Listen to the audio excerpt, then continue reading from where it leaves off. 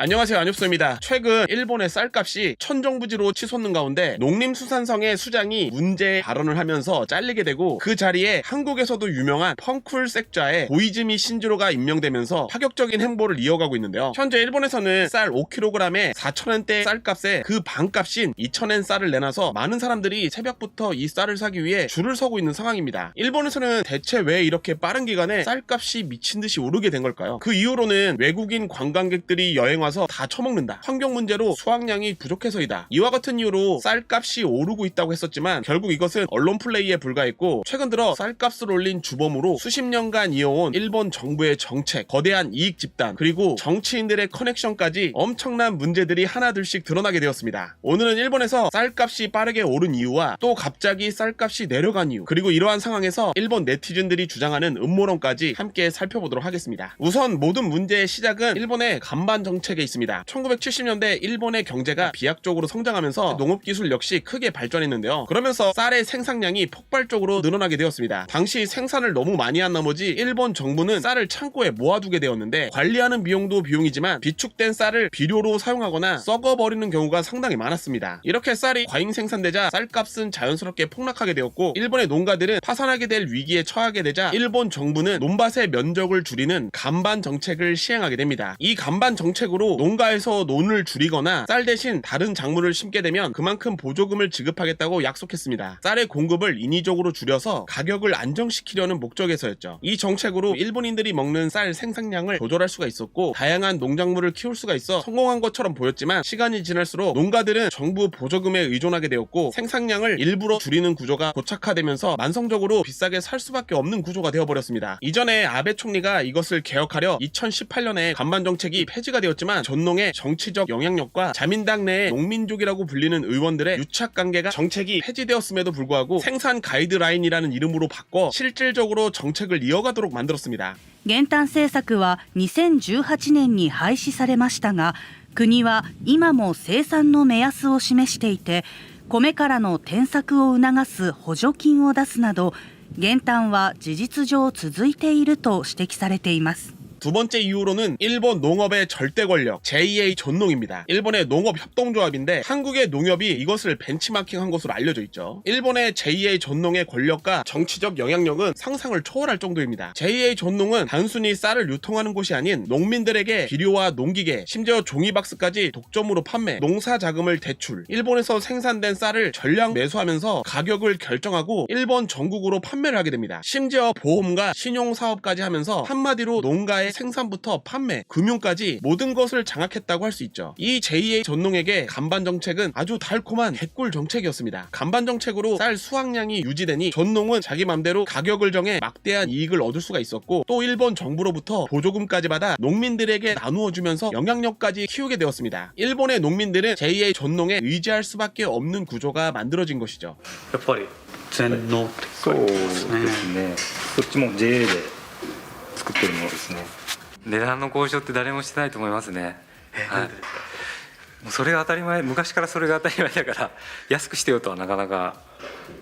고이즈미 총리와 아베 총리는 JA 전농의 막강한 권력을 막고자 개혁을 시도했지만 JA 전농과 농림적 의원들의 반발로 인해 실패를 하게 됩니다. 일본은 내각제이기 때문에 지역구 의원들이 내각에 입각해 행정부서 수장까지 담당할 수가 있어 총리의 권한이 미치는 데 한계가 있다고 하죠. 일본의 경제학자인 쇼우겐지 시니치 교수는 일본 농협 개혁에 관련된 논문에서 중요한 지적을 했습니다. JA 전농은 단순한 협동조합이 아닌 지역사회를 지배하는 거대한 이익 집단으로, 특히 쌀 정책에 있어 전국 조직을 동원해 간반 정책을 유지시키고 쌀 가격을 단합함으로써 막대한 이익을 얻어 농민을 위한 조직이 아니라 단순한 이익을 위한 조직이 되었다고 했습니다. 일본의 쌀값이 이런 지경에 이른 세 번째 이유는 농림족, 농수족이라고 불리는 정치 세력 때문입니다. 이전 총리들조차 개혁에 실패한 JA 전농이 막강한 힘을 유지할 수 있었던 것은 정치권의 비호가 있었기 때문인데요. 일본에서는 정부의 여러 과제를 한 곳에 집중하는 정치 세력을 건설족, 후생족, 국방족 이런 식으로 표현하기도 합니다. 그 중에 농민들의 득표를 얻기 위해 농업 문제에서만 집중해서 의정 활동을 하는 세력이 농림족 의원들입니다. 이들은 대부분이 자민당 소속으로 농업 분야에 막강한 영향력을 행사하면서 제2의 전농과 끈끈한 관계를 유지하고 있습니다. 제2의 전농은 전국적인 조직망을 활용하여 농촌 지역의 표를 농림족 의원들에게 몰아주고 막대한 정치 후원금을 제공하게 됩니다. 그 대가로 농림족 의원들은 국회에서 간반 정책을 유지하게끔 하고 높은 쌀값, 각종 보조금을 지급, 제2의 전농에게 유리한 법안을 통과시켜주게 됩니다. 그렇게 농민들의 투표와 돈으로 의원들을 구워 삶아서 정책과 이권을 맞바꾸며 서로 꿀빠는 공생관계를 수십 년간 이어오면서 이번 쌀값 소동으로 일본 국민들보다는 자신들의 이익을 위해 움직이고 있다는 사실이 드러나게 되었습니다. 일본의 쌀값이 이렇게 된 네 번째 이유로는 농림족들의 정책을 집행하는 농림수산성의 역할에 있습니다. 농림수산성은 앞에서 설명한 간반 정책을 직접 설계하고 집행한 주체로 제2의 전농과 협력하여 쌀 생산 목표량을 정하고 농가에게 보조금을 분배하는 역할을 하게 되죠. 이렇게 일본의 쌀값을 올린 주범이라고 불리는 제2의 전농, 농림족, 농림수산성이라는 일본의 거대 농업 카르텔을 살펴봤는데요. 지금까지의 내용을 알고 일본에서 쌀값이 오른 이유를 보게 되면 이해가 좀 더 쉬울 거라 생각합니다. 일본에서 단기간에 쌀값이 이렇게 미친듯이 오른 이유는 2023년 코로나가 끝나면서 쌀의 수요가 폭발하게 되는데 당시 일본에서는 높은 기온으로 쌀의 수확량이 줄어든 상황이었습니다. 하지만 농림수산성은 다음 해인 2024년 수확 물량으로 이것이 해결될 거라고 예상을 했죠. 그러나 2024년 8월 8일 일본 기상청이 미야자키 앞바다에 7.1 규모의 지진이 발생하자 난카이 트로프 거대 지진 주의를 발령하게 됩니다. 일본에서는 조만간 대규모 지진이 발생한다는 음모론이 상당히 많이 나돌고 있었는데 이런 이야기를 일본 기상청이 공식적으로 발표하면서 일본 언론뿐 아니라 세계 각지에서 이 사실을 앞다투어 다루게 되었고 일본 SNS에서도 난카이 트로프 괴담이 돌기 시작하면서 수많은 사람들이 마트를 찾아가 쌀을 사재기를 하게 되죠. 일본에서는 자연재해를 대비해 대부분의 주택 바닥에는 생필품을 보관할 수 있는 창고가 마련되어 있습니다. 그래서 큰 태풍이나 지진이 예상이 되면 생필품을 사재기해서 집안 창고에 저장해 두기도 하는데요. 이때 당시 마트와 슈퍼마켓의 쌀 매대에는 쌀이 잘 채워지지 않게 됩니다. 제2의 전농이 쌀 수급량을 조절하면서 가격을 계속 올리며 엄청난 돈을 쓸어담고 있었던 것이죠. 이런 상황에서 일본 정부는 비축미를 풀지 않고 다음 해인 2025년 쌀 수확량으로 때우려는 소극적인 태도를 보이게 되었고 이것을 이용해 제2의 전농과 농림족 의원들은 언론을 이용해 일본의 쌀을 외국인 관광객들이 다 먹고 있다. 이와 같은 언론 플레이를 하게 됩니다. 일본 역시 정계와 언론과의 유착은 상당히 유명하잖아요. 또 이런 미디어의 내용이 일정 부분 사실이었기 때문에 일본의 농업 카르텔은 요런 뒤에 숨을 수가 있었습니다. 그렇게 쌀 가격은 계속 올랐고 결국 일본 농림수산성에서 비축미를 풀게 되었지만 결과는 어떻게 됐죠? 쌀을 시장에 푼 것이 아니라 제2의 전농이 비축미 대부분을 낙찰받도록 약속 대련을 하게 됩니다. 제2의 전농은 자신들이 쌀의 가격을 정할 수가 있잖아요. 제2의 전농은 이번에도 비축미 출하를 지원하면서 가격을 계속 올려왔습니다. 드디어 제2의 전농을 비롯한 농업 카르텔을 저격하는 전문가들과 뉴스가 하나둘씩 보도되기 시작했고 쌀값에 대한 일본 국민들의 분노는 엄풀 대상이었던 외국인 관광객에서 농업 카르텔 쪽으로 향하게 됩니다. 그렇게 되자 제2의 전농은 시장 가격보다 조금 저렴하게 비축미를 시장에 내놓게 되죠. 그런데 중간 유통업자들이 차액을 노리고 경쟁적으로 비축미를 가져가면서 마트나 슈퍼에서는 아주 소량만이 풀리게 되었습니다. このうち 95% を落札したのが JA 全農です。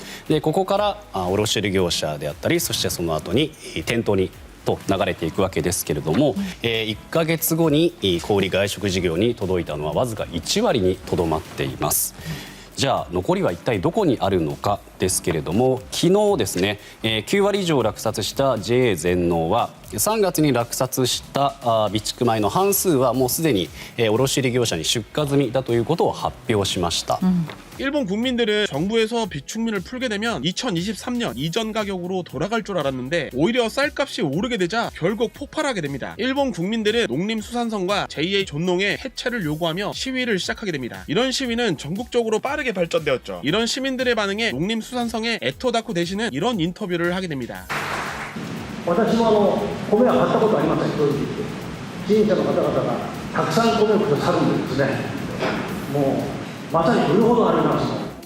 그리고 지금의 쌀값이 적정 가격이라고 하는 언론 플레이도 하게 되죠. 일본 국민들은 농림수산성의 이런 대응에 어처구니 없어 했습니다. 국민을 개돼지로 본다며 여론은 싸늘해졌고 결국 이시바 시게루 총리가 에토다쿠의 임명 책임은 전적으로 나에게 있다며 사과를 하게 됩니다. 新しい農林水産大臣の下で必ず米を下げる。米は3000円台でなければならないと思っております。 그리고 2025년 5월 21일 농림수산상은 우리가 아는 펑쿨색자의 고이즈미 신지로로 교체가 되게 되죠. 한국에서는 밈의 대상이 되면서 개그의 소재로 알려져 있지만 일본 국민들에게는 젊고 개혁적인 이미지로 알려져 있습니다. 그가 농림수산성의 수장이 되면서 가장 먼저 한 일은 방출미의 경매를 취소하는 일이었습니다. 어차피 JA 전농이 다 낙찰을 받을 테니까요. 고이즈미 신지로는 자신이 지정하는 업자에게 수의 계약을 통해 쌀을 풀기로 하고 수요가 있는 한 쌀을 무제한 방출하겠다는 발표를 하게 됩니다. 이후에 실제로 마트에는 반값쌀이 풀렸고 아침에 수많은 사람들이 이 쌀을 사려 오픈런하는 진풍경이 벌어지게 되었죠. 제2의 전농과 농림족, 농림수산성의 공고한 농업 삼각 카르텔 중 하나인 농림수산성에서 이러한 행보를 보이자 제2의 전농과 농림족은 고이즈미를 공격하기 시작했습니다. 이때 당시 일본 언론을 살펴보면 고이즈미를 공격하는데 집중을 하고 있습니다. 고이즈미가 내놓은 반값쌀은 사실 사료로 쓸 비축미라고 말이죠. 農水大臣就任されてから2000円程度と3000円でも驚きましたけども、バナナの先売りじゃないんで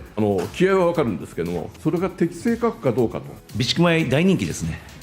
無制限に出すとおっしゃってるので、これゼロになってもゼロで維持するんですか。 제2의 전농에서는 어차피 농림수산성이 가지고 있는 비축미보다 자신들이 훨씬 많은 쌀을 가지고 있기 때문에 이 반값쌀이 어디까지 버티는지 지켜보기로 합니다. 실제로 일본 정부가 가지고 있는 비축미로는 2개월이 한계였습니다. 결국 고이즈미는 이전에 엄청난 관세를 매겼던 해외 햅쌀을 연세로 수입을 해 현재 쌀 가격을 폭락시킬 거라는 강수를 두게 됩니다. 그러자 여기저기 숨어 있었던 중간 유통업자들과 도매상에서 쌀 가격이 폭락할 것을 우려해 창고에 숨겨놓았던 쌀을 시장에 조금씩 풀면서 눈치를 보기 시작했습니다. 지금 내놔야 그나마 비싼 금액에 팔 수가 있으니까요. 고이즈미 신지로가 정치적 생명을 걸면서 일본의 거대한 농업 카르텔에게 이렇게 맞설 수 있는 이유는 고이즈미 집안이 농림족 의원들에게 그동안 수모를 당해왔기 때문입니다. 고이즈미 집안은 고이즈미 신지로의 중저부부터 4대째 이어온 세습 정치 가문으로 1대째인 고이즈미 마타지로는 지역구인 요코스카에서 정치 활동을 시작했습니다. 당시 고이즈미 마타지로는 야쿠자 두목이었으며 온몸에 이레즈미가 있어 이레즈미 대신이라고 불렸습니다. 그래서 고이즈미 가문은 지금까지 건설과 야쿠자의 자금줄이 있었는데 고이즈미 신지로의 아버지인 고이즈미 주니치로는 과거 총리 시절 제2의 전농을 개혁하기 위해 농림족 의원들과 주도권 싸움을 하는 과정에서 제2의 전농과 농림족이 온갖 방법을 동원해 고이즈미 가문의 자금줄을 끊어버리면서 고이즈미 총리 쪽이 주도권을 잃게 됩니다. 이때 고이즈미의 정치적 세력이 급격하게 줄게 되었죠. 断固として改革の諸子を貫きたい。 이후 아들인 고이즈미 신지로 역시 자민당 농림부 회장으로 있었을 때 제2의 전농이 독점하고 있는 비료와 농기계들이 해외에 비해 너무 비싸다며 개혁을 시도했습니다. 하지만 세력이 약한 고이즈미 신지로는 농림족 의원들에게 여러 차례 수모를 당하며 개혁을 실패하게 되죠. 지금에 와서는 일본의 대기업 라쿠텐이 고이즈미 신지로를 지지하며 큰 힘이 되어주기로 했지만 이전 총리들도 개혁에 실패한 일본의 거대한 농업 카르텔을 편하고 쿨하고 섹시하게 뿌리 뽑을 수 있을까요? 현재 일본에서 2000엔 반값쌀은 대형 마트에서만 공급되고 있는 상황이고 진열되자마자 완판되고 있기 때문에 여전히 5kg에 4,000엔이 넘는 쌀이 주류입니다. 고이즈미 신지로는 많은 양의 비축미를 풀 거라고 예고했는데요. 이것이 일본의 쌀값을 끌어내릴 수 있을지 지켜봐야 할 것 같습니다. 오늘 마지막으로 살펴볼 장소는 JA 전농입니다.